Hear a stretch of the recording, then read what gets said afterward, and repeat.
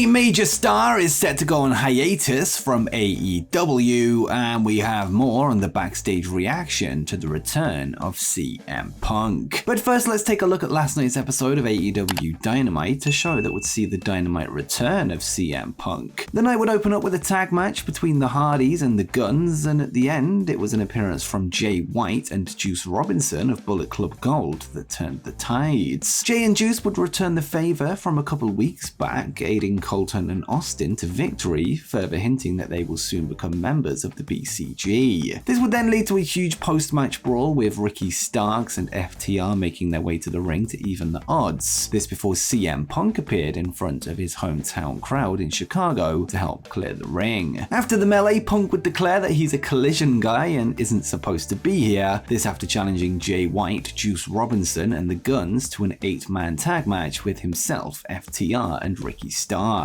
The match was then made official and will go down this Saturday night on AEW Collision, the night before the Forbidden Door. And before we continue, let me just reveal the winner of the AEW Fight Forever competition that we've been running over the past couple of weeks. And the winner is Jahid4532. So if that's you, make sure you comment on this video or reply to your original comment and let me know if I should contact you through Twitter or Discord, then we can arrange getting the game to you. But well done.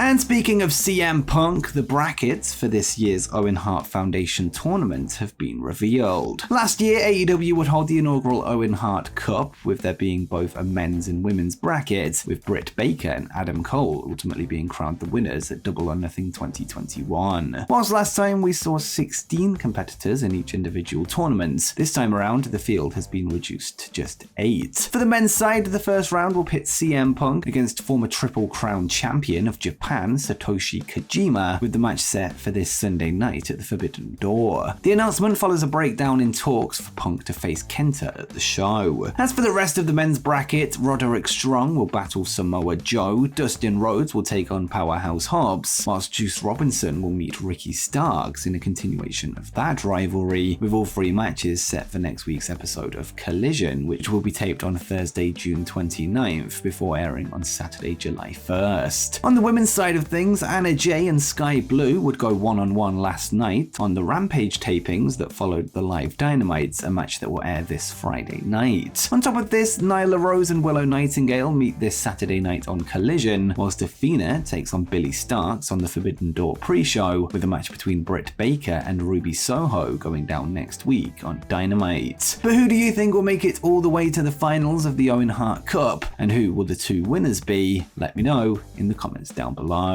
And next, even more matches have been added to the Forbidden Door pay-per-view. Last night on Dynamite, 4 new matches were added to the card for Forbidden Door this Sunday night, this on top of the 2 Owen Hart Cup matches that we've already discussed. On the show, it was confirmed that Toni Storm will defend her AEW Women's World Championship against New Japan Strong Women's Champion Willow Nightingale. Whilst Willow is technically an AEW talent, she is a champion of NJPW's American branch, although we can safely assume that this spot was originally planned for Mercedes Moné, who was injured in the New Japan Strong Women's Championship final, leading to a change of plans that saw Nightingale leave with the belt instead. On top of this, it was revealed that the Blackpool Combat Club will once again battle the Elite, with the factions this time being joined by special guests. Claudio Castagnoli and John Moxley will team with Konosuke Takeshita and Moxley's New Japan apprentice Shota Umino, with Hangman Page and the Young Bucks being joined by Eddie Kingston and Tomohiro Ishii. Forbidden Door will see yet another multi-man tag match take place, this when Chris Jericho, Sammy Guevara and Minoru Suzuki take on Darby Allin, Sting and a mystery partner who will be revealed this Saturday night on Collision. Darby would tell Jericho that he's made a lot of enemies in a lot of places, with Tetsuya Naito, Jushin Liger and even Goldberg being touted as possible candidates on social media. And the final match that was added to the card last night will see the AEW International Championship on the line when Orange Cassidy competes in 4-way action, with him set to take on Daniel Garcia, ROH Pure Champion Katsuyori Shibata, as well as NJPW World Television Champion Zack Sabre Jr., although only 1 belt will be on the line. And before we continue, do you want to get your hands on this weekend's Forbidden Door pay-per-view for just $19.99? Well, if you use the combination of our NordVPN and Fight affiliate links, you can do just that. First, NordVPN allows you to change the location of your device device in order to access websites and services that you wouldn't be able to use in your country, and in this instance, a whole bunch of countries worldwide can access Forbidden Door on FIGHT for the aforementioned $19.99, such as here in the United Kingdom. Although I would recommend using Lithuania, which appears to work better in my testing. Once you're connected, head over to our FIGHT affiliate link where you can see the pay-per-view for just that price. You'll also have access to the AEW Plus streaming service, which costs just $6.99 a month and contains every episode of all Elite Wrestling television on demand in one place. There is also a 7-day free trial if you just want to test it out. You can also watch Dynamite, Collision, and Rampage live and ad-free. So be sure to head over to our NordVPN and FIGHT affiliate links in the description below, the perfect tag team for any wrestling fan.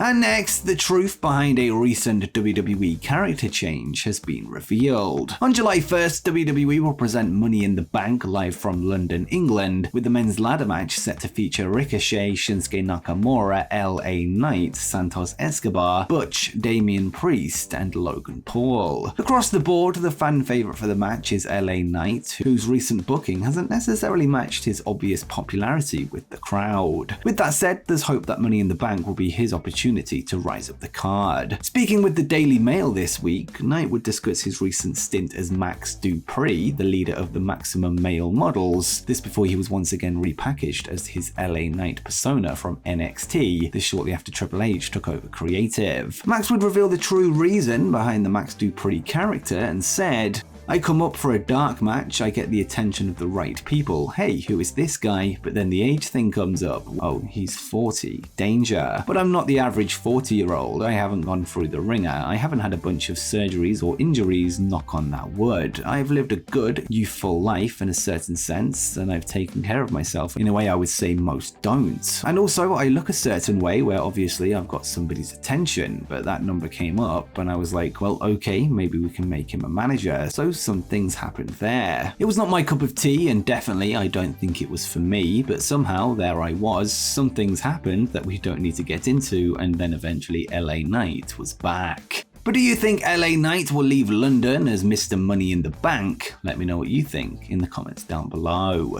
Next up, a major star is set to go on hiatus from AEW television. In the weeks ahead, All Elite Wrestling will be heading to Canada for a multi-week television tour of the country, starting with Collision this Saturday night in Toronto, with the tour wrapping up on July 15th for an episode of Collision from Calgary, Alberta. Last night, Fightful Select would break the news that due to past legal issues and arrests, Jeff Hardy will not be able to enter the country for the shows, meaning he will be absent for the next month. Of course, Jeff's most recent legal troubles saw him arrested last June, with him being charged with a third DUI offense in 10 years, this taking him out of the business until a few weeks ago. Shortly after the longest break from in-ring action of his career, he is now set to miss even more time, with the earliest he can return being on the July 19th episode of Dynamite from Boston, Massachusetts.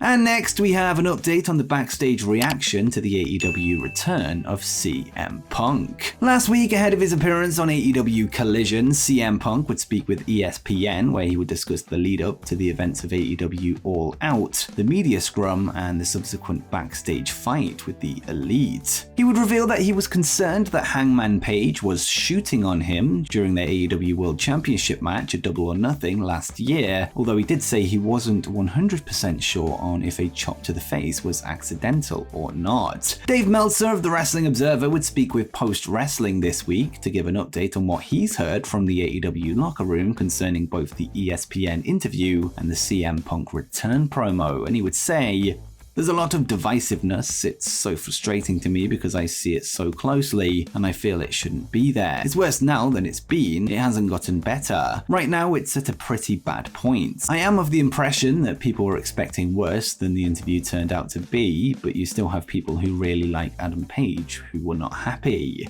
It's worth noting that despite apparent frustrations from certain individuals within the company, the mood backstage at this past Saturday's Collision was described by PW Insider as positive, with Fightful adding that the Young Bucks took the counterfeit Bucks line lightheartedly, telling those that reached out to them that everything is okay. Whilst it could be the case that a certain section of the locker room are unhappy right now, Andrade El Idolo, who returned to AEW on Saturday night at Collision, called out the report from Meltzer, noting that the locker room was amazing and calling the comments BS. This means that the negative feeling in the locker room is certainly not a majority. And before you go, make sure you check out how AEW can change wrestling forever.